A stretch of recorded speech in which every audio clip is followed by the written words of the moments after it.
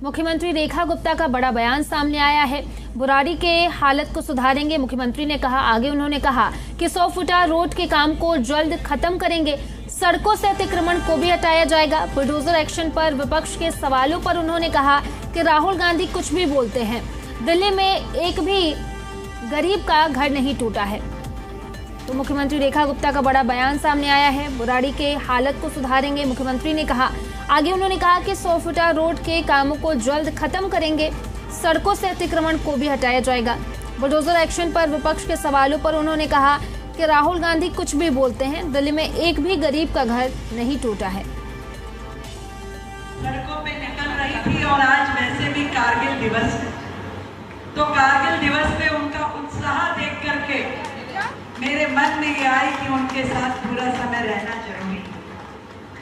देश के शहीदों को नमन, देश के हर उस व्यक्ति को नमन जिसने भारत भूमि के लिए, भारत माता के लिए अपने जानों की परवाह किए बिना अपने प्राण निछावर कर दिए। और ऐसी ही शख्सियत थे आदरणीय मदन दास जी थे।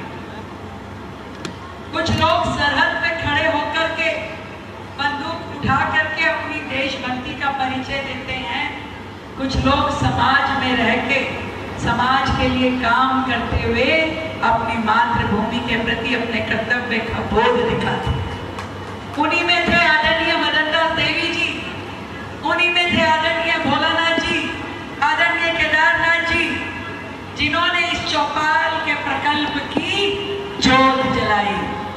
ढेरों साधुवाद इन महान हस्तियों के लिए, जो आज खुद तो हमारे बीच में नहीं है, परंतु इस प्रकल्प के माध्यम से हजारों बहनें लाभ उठा रही हैं।